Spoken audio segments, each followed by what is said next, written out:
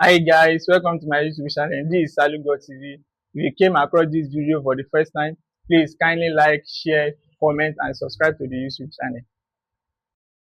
On Salugo TV, we talk about problem Nigerians are facing and possible solution for it. For more content like this, kindly like, subscribe to my YouTube channel, Salugo. Thank you. On the matter today, I would like to introduce my guest to you, Mr. Olayinka. We are going to talk about insecurity facing Nigerians.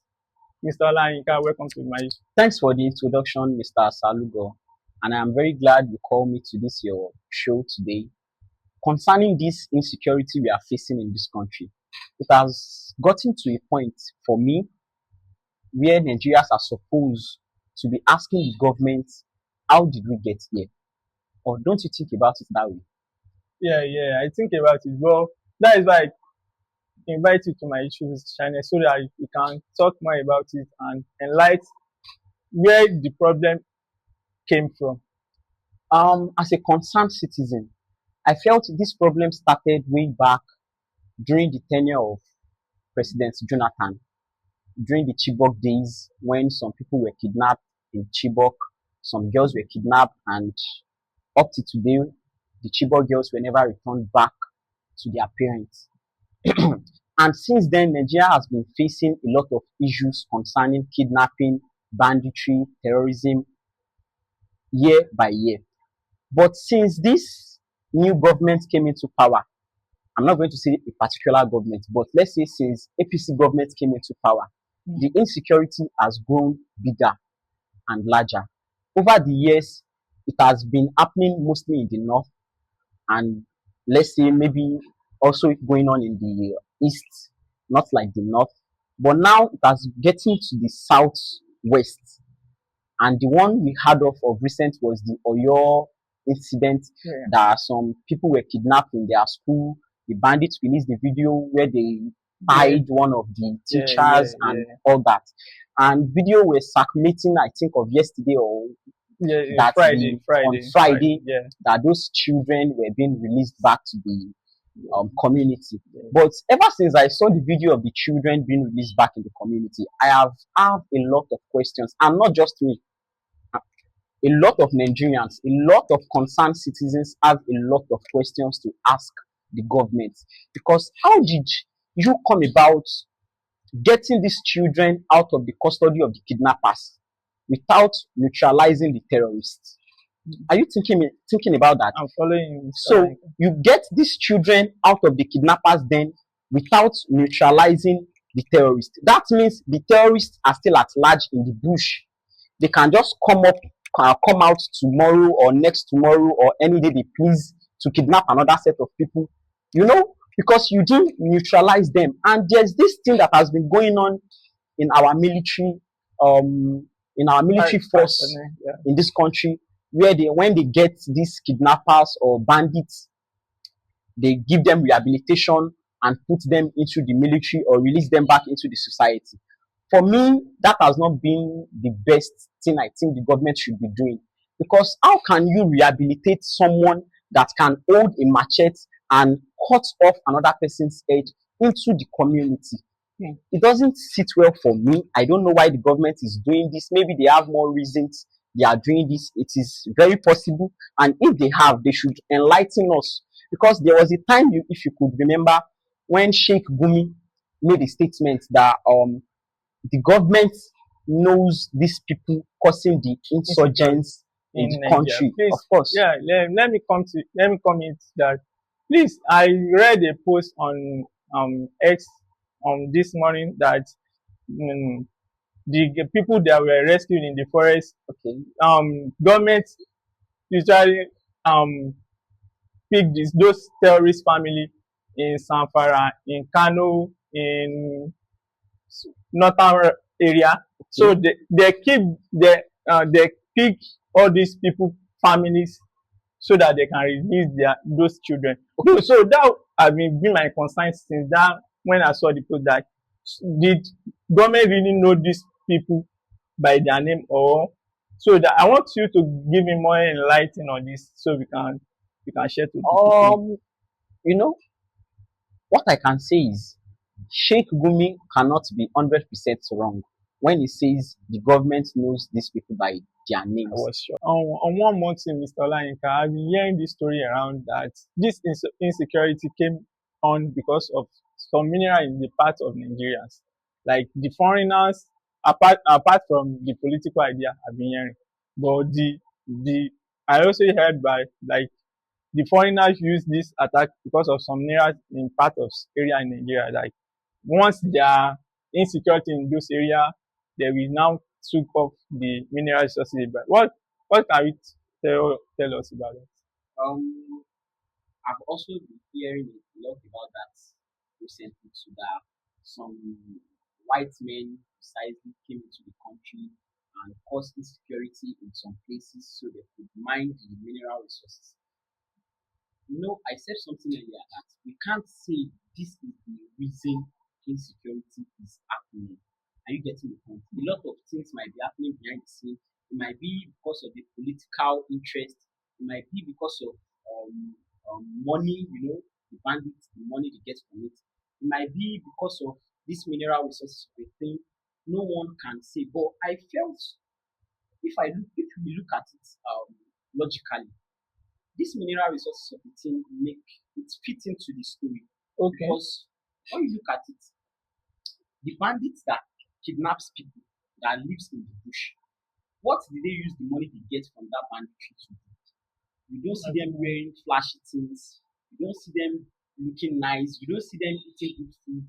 All you see them doing is wearing tattered clothes, wearing AKs, and you get those things. So if they are getting billions, millions from kidnapping, I expect them to have a better life than what they do on the internet. Maybe they might be doing that one on the internet and have another life offline. Yeah. Are you getting the point? But looking at it logically, I felt the mineral resources of the thing fit into that story as well as the political interest also fit into the story, Okay. as well as the monetary interest also fit into the story. But we can't say this is the main reason as a citizen. The government might know the main reason insecurity is everywhere in the country, but as a citizen, a concerned citizen, we can't say this is the main reason this thing is happening. But what I felt or what I feel we should do is we should just look straight at the problem and find a solution, a possible solution. To it. Because we can't just keep on ranting and ranting about the problem. If we just keep on ranting about the problem without a solution, then we are not ready to take the next step forward. So I think the next step forward for us now is to look at the possible solution for this problem. Wow, wow, that is nice. Let me take one more question, one more conversation more, so we can have. I've been some people have been saying I don't want to talk about like um regional or something like that. So I know like how parenting child in Nigeria in some parts I don't want to mention. So some parts of Nigeria parenting child also give birth to this insecurity. So what is your intake in this? You see, I know you don't want to say a specific region, Yeah. but there's no way you would you would call a person's name without referring back to the father. Like when you call a person's full name, you call my name, you call my surname, Yeah. you call my full name. So if we look at where the insecurity is happening the most. Wow. So if we say the insecurity is happening frequently in the southwest, maybe the parenting or the standard of living in the southwest is also giving reasons for insecurity. Or let's say the insecurity happens mostly in the north. So we can just say, okay, maybe the parenting or the standard of living in the north is the reason insecurity is being rampant there. Or we should say it's the same in the east. But what I felt is the standard of living or parenting of the children can also influence insecurity in some ways. But I don't see that as a reason. Like I don't see that as the birth of insecurity. Understand what I'm trying to explain? Okay. Like parenting of the children and standard of living in those communities can if can take parts. When they want to recruit people into terrorism, they might felt maybe they go for the people, the low lives people. Are you getting? You can't go for a blue collar person that is earning a good amount of money monthly, that has a family to feed. You can't go to that person and say, come and join us and take a gun and go into the bush. You look for someone that sees his or herself wretched in life. Are you getting the point? But I don't see that as the main reason for insecurity. Do you know why I say that? Because Mr. Olayinka, there is a saying that a good name is worth than gold and silver. But what can you say about this insecurity? The major, like, what can we do, Nigeria government, to conquer this insecurity? For me, I think there is a lot to put in place for we to conquer this insecurity 100%. What are they? There are a lot we have to put in place. And the first thing is, I think the government should have a strict rule on any bandits, terrorists, or anyone involved in bandits, terrorists, kidnappings, anything that has to do with them. Government should enact more strict rule concerning this insecurity issue. If anyone is being caught or has been confirmed the person is linked to banditry, terrorism, or kidnapping in this country, the government should enact a more strict rule on them, so other people having same thoughts or other people involved would easily find a way out. Because the more the government just give them the second chance, it gives other people the orientation or the idea of, if I also do it, I will get away with it probably. So the first thing is the government should change the law concerning anyone being caught or charged with terrorism, banditry, or kidnapping. And the second thing is, I think the government should try to improve the standard of living in some region, not even in some region, in all regions in this country. Because I felt the government had the capacity to do so. But the problem we have again is the Nigerians themselves. We as Nigerians, we are also some greedy set of people. Some of us are very, very greedy. And those greedy people find their ways or find a way to get into office because the greed they have is way bigger than the love they have for the masses. Are you getting the point? They don't really love the masses as they come out to do to us in front of the camera, because there is no way you tell me you love the masses and government allocated millions of naira, billions of naira in your custody, and you will be unable to account for it. Even those people involved in those things too should be strictly dealt with by the government. If the government can put those laws in place, I can see Nigeria moving forward. The third thing is the government should find a way to empower our military forces more than ever, because we see videos circulating of bandits wielding guns that even the military does not have. And it's very, very crazy to think of, how did this gun get across to the bandits? How did they get these guns? Who are supplying them these guns? The government should look into those things and empower our military officials better than ever. And one or other thing I can think of, but I can see the government making a move, is giving the state governor their own police as well, which is the state police. The state police they are trying to put in place.